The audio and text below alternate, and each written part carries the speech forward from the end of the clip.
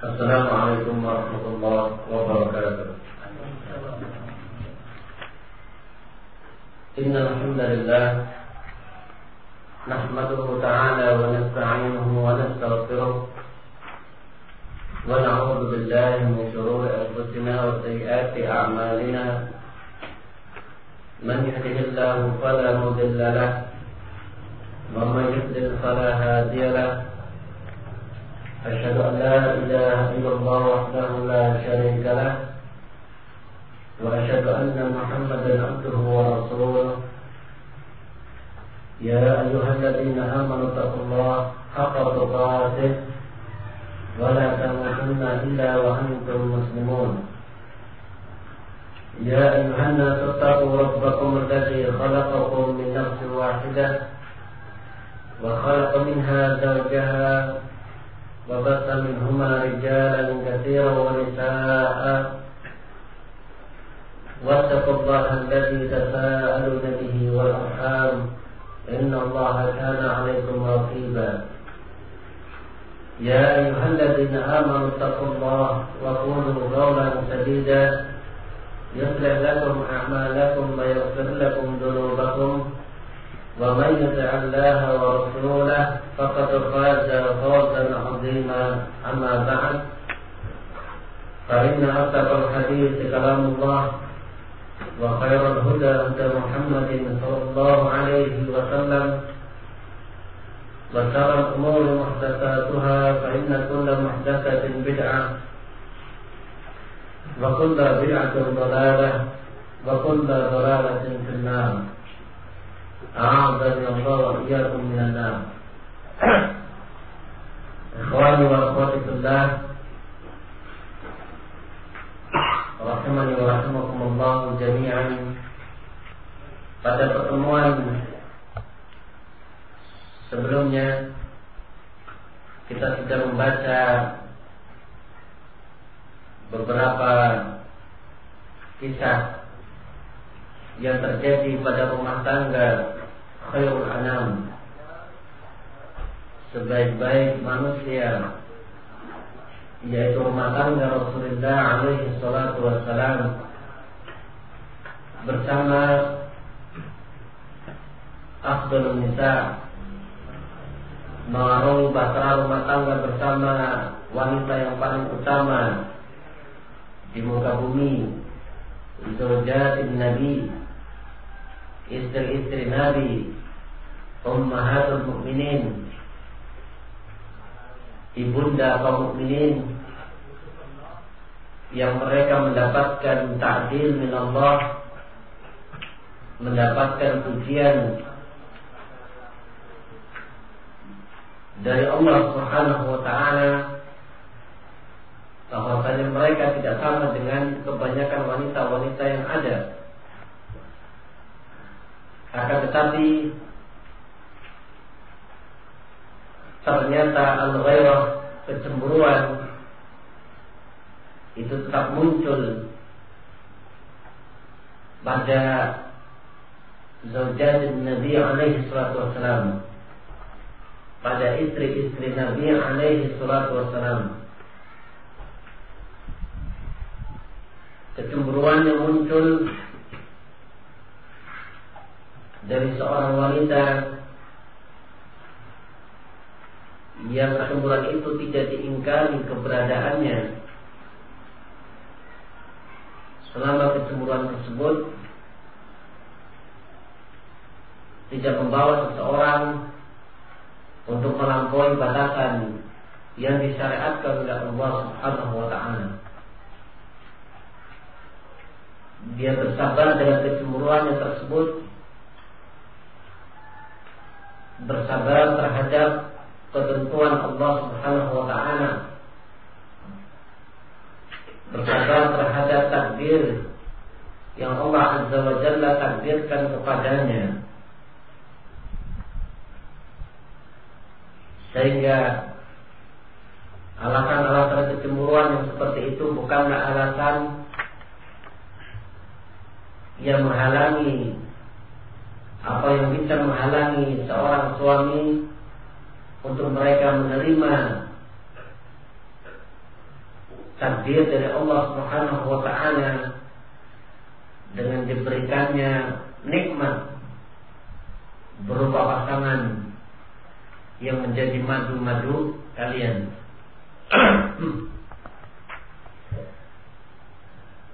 Al-ilmu qabla al-qawli wal amal. Kita sampaikan perkara yang seperti ini sebagai ilmu sebelum kita diuji oleh Allah Azza wa Jalla untuk kita mengamalkannya. Ya, dengan semoga ketika kita terkhusus para ummahat mendapatkan yang seperti ini, maka kalian bukan orang yang pertama. Telah mendahului kalian mereka wanita-wanita yang lebih mulia daripada diri-diri kalian yang ditakdir oleh Allah Subhanahu wa ta'ala. Sehingga yang diperhatikan di sini, yang wajib bagi kita semua adalah sabru, yang bersabar terhadap ketentuan dan takdir dari Allah Subhanahu wa ta'ala. Karena seluruh ketentuan-ketentuan Allah yang Allah Azza wa Jalla timpakan kepada seorang mukmin, maka seluruhnya kulluha khair, seluruhnya adalah baik dan membawa kebaikan. Sehingga sama disebutkan dalam riwayat Rasulullah alaihi salatu wassalam bersabda, "Ajaban li amril mu'min, inna amrahu kullahu lahu khair." Sungguh mengagumkan urusan yang ada pada seorang mukmin, karena semua urusannya itu adalah baik. Walaysa dzaka illa lil mu'min. Dan tidak ada kondisi yang seperti ini kecuali kondisi yang dimiliki oleh seorang mukmin. In asabathu sarra syakara fakana khairan lah. Apabila dia mendapatkan anugerah kenikmatan, kelapangan, maka dia bersyukur, dan syukur ini akan membawa kebaikan baginya. Wa in asabathu dharra sabara fakana khairan lah. Dan jika dia mendapatkan dharra, mendapatkan kesempitan, kesusahan, mendapatkan musibah yang memberatkan dirinya, maka dia bersabar terhadap ketentuan Allah Azza wa Jalla, maka itu adalah kebaikan untuknya. Kalau agama itu dibangun di atas al-hawa, di atas hawa nafsu, tidak dibimbing di atas syariat Allah Azza wa Jalla, misalnya mungkin tidak ada para ummahat, para wanita yang rela untuk dirinya, ia ditakdirkan oleh Allah Subhanahu wa ta'ala mendapatkan saingan, mendapatkan pesaing di dalam kehidupan rumah tangga, sehingga cinta seorang suami terbagi-bagi. Nah, ini kalau agama dibangun di atas al-hawa. Tetapi karena perbuatan-perbuatan Allah Azza wa Jalla penuh dengan hikmah, Allah Azza wa Jalla menentukan perkara yang seperti ini, menentukan syariat yang seperti ini adalah untuk kemaslahatan kehidupan manusia di alam ini. Nah, sehingga sekarang kita akan menyebutkan di dalam pelajaran ini apa yang ditulis oleh Syekh Muhammad Abdullah Badawi rahimahullah ta'ala, di antara hikmah yang tampak dari disyariatkannya ta'addud az-zawjat. Ya, karena hikmah Allah Azza wa Jalla itu banyak, yang diketahui oleh manusia itu baru sedikit. Adapun yang tidak diketahui itu wallahu ta'ala a'lam, Allah Azza wa Jalla yang Maha mengetahui tentang semuanya itu. Nah, wa min hikam ta'addud az-zawjat, dan di antara hikmah-hikmah ta'addud az-zawjat, hikmah poligami, yang pertama, anna bi ta'addud az-zawjat yasturu an-nasl. Bahwasannya dengan ta'addud az-zawjat, dengan berbilangnya jumlah istri, maka akan bertambah banyak pula an-nasl, keturunannya, bertambah pula anak keturunannya. Apa hubungannya? Karena anak keturunan itu merupakan kebanggaan. Bahkan kebanggaan ini dibanggakan pula Rasulullah alaihi salatu wassalam, Waqad qala Nabi alaihi salatu wasalam, tanakahu tanasalu wa inni mubahin bikumul umam. Tanakahu, menikahlah kalian, wahai hamba-hamba Allah. Menikahlah kalian, tanasalu, sehingga kalian mendapatkan anak keturunan. Fa inni mubahin bikumul umam, karena sesungguhnya aku akan berbangga di hadapan umat nanti di yaumul qiyamah, membanggakan jumlah kalian yang banyak. Sehingga jumlah anak yang banyak itu ya tentunya bisa diperoleh di antaranya dengan adanya syarat Allah Azza wa Jalla ta'addud az-zawjat. Ini sesuatu barakallahu fikum yang disenangi oleh Rasulullah alaihi salatu wassalam. Bahkan kebanggaan orang-orang musyrikin di saat itu, mereka bangga ketika memiliki banyak anak. Tidak sebagaimana kita sekarang ketika memiliki banyak anak. Anaknya berapa mas? Umur 11. Ya kaget. Nah, apalagi sekarang ada program KB, keluarga berencana, 2 anak cukup. Allahumma musta'an. Padahal dengan banyaknya anak, barakallahu fikum, maka orang tua pun memiliki kesempatan ketika mereka bisa mendidik anak-anak mereka sebagai anak yang soleh, maka orang tua memiliki kesempatan untuk mendapatkan jariyah, mendapatkan pahala yang terus menerus mengalir dari doa anak yang soleh. Nah, semakin banyak anak-anak yang soleh yang mendoakan orang tua, ya, ketika orang tua sudah meninggal, maka semakin banyak pula pahala yang akan diraih oleh orang tua. Ya, sebagaimana diriwayatkan dalam hadis Rasulullah alaihi wasallam, "Idza mata ibnu Adam, inqata'a anhu 'amaluhu illa min salat." Apabila Bani Adam telah meninggal, maka terputus darinya amalannya kecuali 3 perkara. Di antaranya waladin saleh yad'u lahu, anak yang saleh yang mendoakan kedua orang tua, anak yang saleh. Nah, dan juga dengan bertambahnya anak ini juga akan menambah kuantitas kaum muslimin. Akan menambah pula kuantitas kaum muslimin yang apabila kuantitas ini banyak dibangun dengan kualitas yang mumpuni pula, yang berkualitas pula, akan muncul umat Islam yang luar biasa. Nah, kemudian yang kedua di antara hikmah ta'addud az-zawjat, al-mar'atu qad takunu 'aqiman la talid. Fa aina al-afdal an yutalliqaha aw tabqa ma'ahu yatazawwaju 'alayha.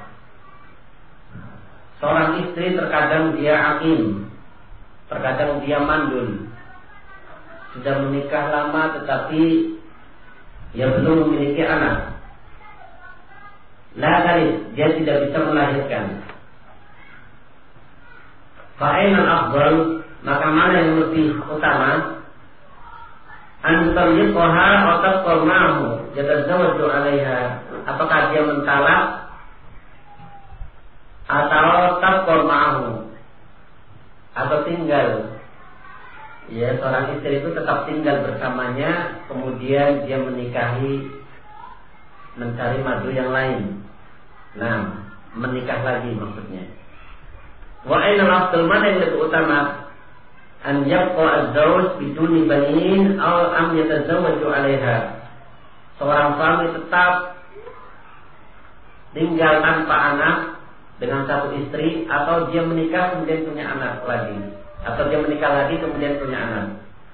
Al-jawab, jawabannya al-afdal an yubqiha wa yatazawwaju 'alaiha. Yang lebih utama adalah dia membiarkan istrinya itu tetap bersamanya, kemudian dia menikah lagi. Ini di antara takdir Allah Subhanahu wa taala. Memang Allah Azza wa Jalla menentukan ada di antara mereka pasangan yang mendapatkan cuma laki-laki saja di antara anak-anaknya. Ada yang perempuan saja, ada yang laki-laki dan perempuan. Ada di antara mereka yang Allah Azza wa Jalla takdirkan sebagai aqim, mandul, tidak memiliki anak. Itu semua bukan pilihan dari manusia, tetapi itu merupakan ketentuan dan takdir dari Allah Subhanahu wa taala. Nah, sehingga semuanya itu yang menimpa seorang hamba itu adalah baik, insya Allah. Ketika dia mendapatkan anak, dia bersyukur. Ya jangan sampai dia menginginkan anak laki-laki, anak yang lahir perempuan terus, akhirnya dia tidak terima dengan takdir dari Allah Azza wa Jalla. Padahal ada di antara mereka yang tidak memiliki anak sama sekali. Yang tidak memiliki anak atau belum memiliki anak, dia bersabar terhadap takdir dan ketentuan dari Allah Azza wa Jalla, karena sesungguhnya itu mungkin yang terbaik untuknya. Nah, sehingga kalau terjadi kondisi yang seperti ini, ya ketika seorang istri dia tidak bisa melahirkan karena ditakdirkan oleh Allah Azza wa Jalla sebagai wanita yang mandul, maka yang lebih mulia seorang suami tidak mentalaknya, tetapi dia membiarkannya dan menikah lagi. Kalau yang kedua belum punya anak lagi gimana? Nah, kan ini diantara satu hikmah yang lainnya ada, seperti adanya nafkah, nah, menjaga kehormatan, menjaga iffah. Yang ketiga, al-mar'atu fi hali nifasiha wa haidiha rubbama la yatahammalu az-zawj fayufdi bihi ila al-haram. Fahallu hadhihi al-mushkilah huwa az-zawaj.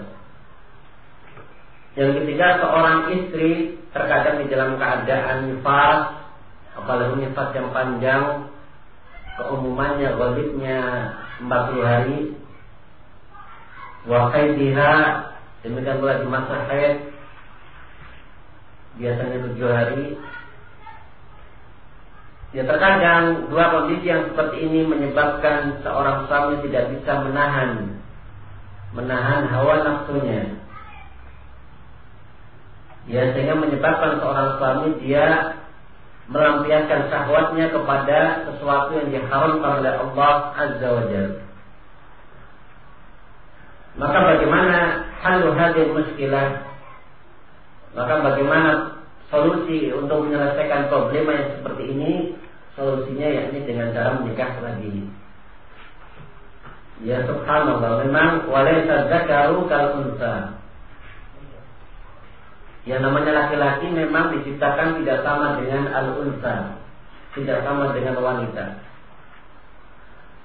Sehingga dalam penciptaannya saja tidak sama, dalam kondisi-kondisinya tidak sama, bagaimana mau disamakan dalam emansipasi wanita? Yang menyamakan dengan laki-laki itu sesuatu yang mustahil. Menyamakan dua sesuatu yang berbeda. Wanita hamil, seorang laki-laki tidak hamil. Menyusui tidak menyusui laki-laki. Wanita haid nifas. Nah, sehingga tentunya memiliki ketentuan-ketentuan, memiliki aturan-aturan yang khusus, yang ini hanya diketahui oleh Rabbul Alamin, yang hanya diketahui oleh Rabb pengatur alam ini yang luar biasa. Begitu pula dalam menahan asyahwat. Mana yang lebih tahan antara suami dengan istri? Ya biasanya seorang wanita dia, ini dibongkar aja sama siapa? Ya nggak Pak Haji? Biasanya seorang wanita apalagi di dalam kondisi-kondisi yang seperti ini, ya dia menurun. Ya tidak sebagaimana laki-laki. Ya kelihatannya tidak ada menurunnya terus menerus, tidak ada masa-masa yang seperti itu. Bahkan terkadang semakin tua semakin Allah musta'an. Sehingga terkadang ketika di masa-masa yang seperti ini menunggu sampai 40 hari, mungkin kalau haid 7 hari ya sudah lumayan. Tapi kalau sampai 40 hari menunggu, ya terkadang ada seorang suami dia tidak bisa bersabar. Nah, akhirnya dia melampiaskan ke dalam sesuatu yang diharamkan oleh Allah Azza wa Jalla. Maka ketika dia menikah lagi, maka dia menyalurkan syahwatnya di tempat yang dihalalkan oleh Allah Subhanahu wa Ta'ala. Dan itu merupakan sedekah. Karena Rasulullah SAW menyebutkan, inna fi budni ahadikum sedekah. Sesungguhnya di dalam hubungan suami dengan istrinya itu merupakan sedekah. Ya, sehingga sampai sahabat itu heran, ya Rasulullah, ayati ahaduna syahwatahu fayakunu lahu ajrun. Apakah seseorang di antara kami melampiaskan syahwatnya dia mendapatkan pahala?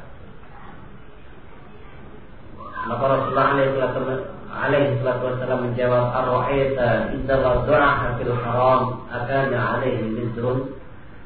Bagaimana pendapatmu kalau dia melampiaskan syahwatnya di tempat yang diharamkan oleh Allah Azza wa Jalla, bukankah dia mendapatkan dosa? Demikian pula ketika dia melampiaskan syahwatnya di tempat yang dihalalkan oleh Allah Azza wa Jalla, maka dia mendapatkan pahala. Dan tempat yang dihalalkan oleh Allah Azza wa Jalla tidak mungkin ditempuh kecuali dengan jalur pernikahan. Tetapi terkadang memang mereka-mereka yang Masya Allah, ya para suami-suami kalian yang bersabar dengan kondisi yang ada, walaupun istrinya itu nifas ataupun haid, subhanallah, yang mereka bisa bersabar. Dia bersabar tidak menikah lagi. Nah, padahal sebenarnya kalau kalian mengetahui, mereka memendam sesuatu yang mendalam, yang terkadang menimbulkan kesedihan yang apa? Nah, tapi ya bagaimana lagi, mau menikah lagi takut. Ya sudahlah, bersabar. Nah, yang keempat, qad takunu min mar'atiha syai'un min al-uyub, fal afdal an yatazawwaja 'alayha wa la yutalliquha. Demikian pula terkadang seorang istri itu memiliki berbagai macam aib, memiliki sesuatu dari al-uyub, sesuatu dari aib, kekurangan yang terkadang dengan uyub yang seperti ini mengurangi mahabbah, mengurangi kecintaan seorang suami, mengurangi mahabbah seorang suami karena adanya kekurangan-kekurangan. Fal afdal, maka yang lebih utama, an yatazawwaja 'alaiha, yang lebih utama yakni dia menikah lagi dan tidak mentalaknya. Ya luar biasa, sehingga memang yang seperti ini terkadang justru kenyataan yang ada, realita yang ada, mereka para wanita itu lebih senang ditalak daripada tetap bersamanya. Ini muskilahnya ya. Nah, tadi yang afdal kan tetap bersamanya, tetapi mereka terkadang tidak mau, lebih baik saya ditalak saja. Nah, atau sebagaimana yang kemarin kita sebutkan, sebagian mereka ya mungkin ada yang menyatakan, ya kamu boleh tahajud asal memenuhi 3 persyaratan. Persyaratan yang pertama, dia lebih cantik, lebih berilmu. Yang kedua, yang ketiga, langkai mayatku. Nah, atau talak aku. Memang semuanya itu barakallahu fikum kembali kepada keimanan dia terhadap takdir dari Allah Subhanahu wa Ta'ala. Apalagi di dalam kehidupan berumah tangga, maka iblis itu sangat berambisi sekali untuk merusak kehidupan rumah tangga seorang muslim, apalagi seorang salafi dan salafiyah. Karena di dalam kehidupan rumah tangga inilah maka generasi yang akan datang dari generasi kaum muslim itu ditentukan oleh baik buruknya di dalam kehidupan berumah tangga. Karena berbeda seorang anak yang tumbuh dengan kasih sayang orang tua yang masih lengkap dibandingkan kasih sayang yang kurang. Ya, sebagaimana burung yang terbang dengan satu sayap, ada kepincangan di sana. Sehingga terkadang dengan peristiwa tolak yang seperti ini, apalagi dia sudah memiliki anak, maka biasanya yang menjadi korban itu adalah anak-anaknya. Ya, sehingga diharapkan ketika kita menerima takdir atau menjalankan takdir Allah Azza wa Jalla adanya kedewasaan dan berpikir jauh ke depan. Berpikir jauh ke depan. Apalagi yang namanya talak itu cuma ada berapa kali? Ada 3 kali. Talak yang ketiga sudah. Nah, tidak ada kemungkinan balik kecuali dia sudah menikah lagi dengan suami yang lain dan suami tersebut menceraikannya. Yang kelima, qad takunul mar'a katsiratul marad. Tadi banyak uyub ya yang disebutkan oleh Syekh. Terkadang seorang wanita yang memiliki uyub. Apalagi terkadang seorang suami yang memiliki masa lalu atau memiliki bayangan dia menginginkan istrinya seperti artis. Ternyata ketika mendapatkan istrinya dia kecewa dengan warna kulitnya. Dia kecewa dengan uyub yang ada padanya. Allahumma musta'an. Akhirnya dia terpaksa menceraikannya dan mencari yang lain karena tidak ada timbul mahabbah. Ya, padahal kalau kita tetap mempertahankannya, insya Allah itu adalah khair.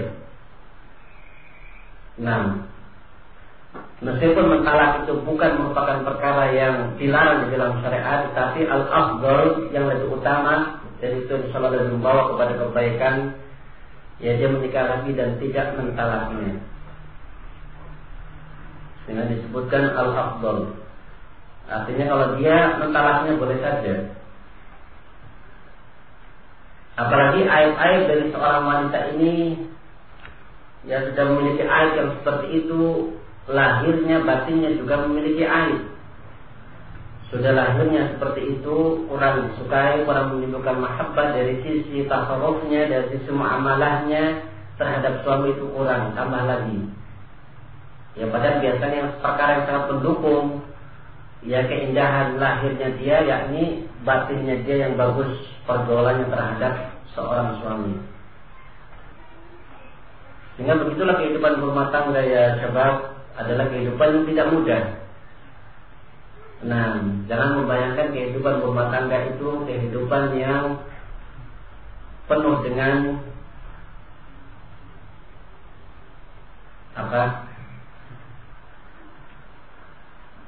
seolah-olah dunia itu milik berdua. Ya padahal problema 1001 problema mengancam di depannya yang harus siap dia hadapi.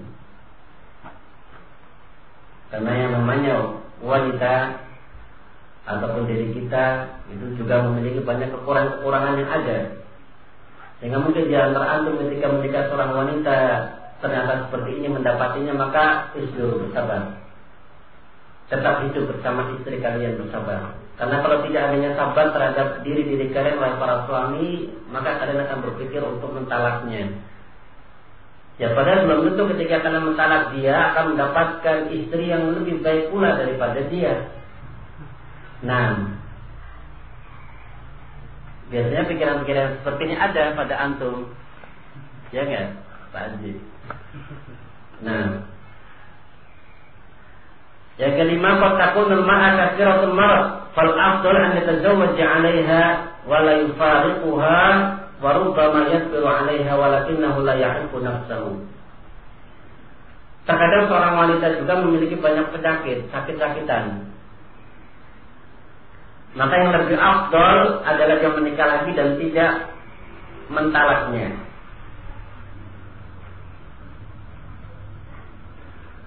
Tetapi terkadang seorang suami memang bisa bersabar tinggal bersamanya, bersabar bisa mempertahankan kehidupan rumah tangganya, tetapi dia tidak bisa menjaga iffahnya, tidak bisa menjaga kehormatan dirinya.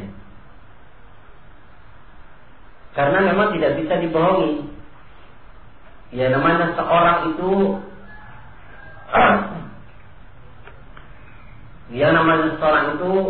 barakallahu fikum, apalagi seorang yang hidup berumah tangga, maka perkara yang dibutuhkan oleh seorang suami kepada istrinya, bahkan kedua-duanya, yakni bisa bersenang-senang dengan istrinya tersebut. Dan ini dalam rangka untuk menjaga iffah. Sehingga asyahwat, yang namanya syahwatul jima' disebutkan oleh para ulama. Tahu ya syahwatul jima'? Ya, syahwat berhubungan suami istri itu merupakan syahwat yang paling disenangi oleh al-anbiya, oleh para nabi. Dikarenakan semua syahwat itu mengeraskan hati, illa syahwatul jima', kecuali satu. Jadi syahwat al-jima' maka bukan mengeraskan hati, tetapi melembutkan hati. Percaya tidak? Antum lagi bertengkar sama ini, ya, kemudian mendapatkan apa yang antum inginkan, sudah, setelah itu lunak hati itu, lembut. Nah, tetapi syahwat yang lain, syahwat dunia, syahwat terhadap pangkat, kedudukan, al-mal, itu semua yuqassil qulub, mengeraskan hati. Tapi khusus syahwatul jima' yang ini merupakan syahwat yang paling dicintai, paling disenangi oleh al-anbiya, dikatakan bisa yuraqqiq al-qulub, bisa melembutkan hati. Nah, bisa melembutkan hati ketika disalurkan kepada sesuatu yang dihalalkan oleh Allah Subhanahu wa ta'ala. Ya, sehingga barakallahu fikum, seorang wanita dia tidak boleh untuk menolak keinginan istri, keinginan suaminya. Ketika suami sudah memuncak syahwatnya kemudian ingin melampiaskannya kepada istrinya tersebut menolak, ya kira-kira bagaimana perasaan kalian wahai para suami? Terus terang saja. Ya. Itu akan bisa menyebabkan barakallahu fikum terpendam sesuatu yang tidak diinginkan, kebencian dan dongkol di dalam hati, kemarahan, kemurkaan. Ya, sehingga menyebabkan murka al-malaikah, murka para malaikat. Nah, sehingga itu kehidupan suami istri itu sudah merupakan kebutuhan yang seperti itu. Ya, sehingga barakallahu fikum, seorang wanita yang dia mengetahui tentang perkara yang seperti ini bisa menyenangkan suaminya, maka luar biasa biasanya akan muncul atau melahirkan keluarga yang sakinah, mawaddah, warahmah. Nah, sehingga dia mendapatkan apa yang disebut oleh Rasulullah alaihi salatu wassalam, ad-dunya mata'u wa khairu mata'id dunya al-mar'atu shalihah. Dunia adalah perhiasan dan sebagai perhiasan adalah wanita yang shalihah. Nah, itu faedah yang bisa disampaikan kepada kalian wahai para ummahat, menjadi istri-istri yang shalihah. Syahwat yang seperti ini bukan merupakan syahwat yang tercela. Ini syahwat yang disukai oleh para nabi. Sekali lagi, syahwat yang disukai oleh para nabi. Jangan kemudian menyatakan, wah suami saya syahwatnya tinggi banget. Nah, dasar misalnya begitu. Ya, masya Allah, ketika seperti itu, alhamdulillah, lebih banyak bersedekah, lebih banyak ibadah. Dan kalian juga, masya Allah, ketika kalian melayaninya dengan baik, itu merupakan bentuk ibadah kalian kepada Allah Azza wa Jalla. Memang demikian di dunia ini. Kita menjadi hamba Allah Subhanahu wa ta'ala, menjalankan yang antusias, semangat ingin mendapatkan segala apa yang dijanjikan oleh Allah Azza wa Jalla di dalam jannah. Sehingga dia berusaha menjauhi segala perkara yang bisa menjauhkan dia dari azab Allah, dari kemurkaan Allah Subhanahu wa ta'ala. Nah, yang keenam, ta'adudul zawjat yurabbit baina usrah mutasaddida. Kama qala ta'ala, wa huwa alladhi khalaqa minal ma'i basharan faja'alahu nasaban wa sihra wa kana rabbuka qadira. Ta'adudul zawjat akan yurabbit, mengikat hubungan yang erat di antara berbagai keluarga yang berbeda. Kama qala ta'ala, sebagaimana Allah Azza wa Jalla berfirman, wa huwa alladhi khalaqa minal ma'i basharan. Dan dia Allah Azza wa Jalla zat yang menciptakan manusia dari al-ma', dari air mani. Faja'alahu nasaban wa sihra. Kemudian Allah menjadikan kalian nasab, berketurunan, dan sihra, kalian memiliki hubungan perimparan. mutahharah. Wa kana rabbuka qadira, dan Rabbmu Maha berkuasa. Jadi dengan adanya ta'addud az-zawjat, seorang suami memiliki banyak istri, ya maka akan terjalin hubungan yang erat, ya hubungan kekeluargaan dari berbagai nasab yang berbeda. Nah, akan mempererat tali silaturahmi. Kemudian yang terakhir, al-mar'atu la budda an yakuna hunaka man yaqumu bi hawaijiha min nafaqatin wa nahwiha wa bi ta'addud az-zawjat yaqumu az-zawj bidzalik wal 'ilmu 'inda Allah ta'ala. Yang terakhir, seorang istri harus dia memiliki seseorang yang bisa mencukupi kebutuhan-kebutuhannya berupa nafkah dan yang lainnya. Maka dengan ta'addud az-zawjat, maka seorang suami bisa menunaikan kewajibannya terhadap istrinya tersebut, memberikan nafkah. Kalau ilmu inda Allah Ta'ala, dan ilmu itu ada di sisi Allah Subhanahu wa Ta'ala.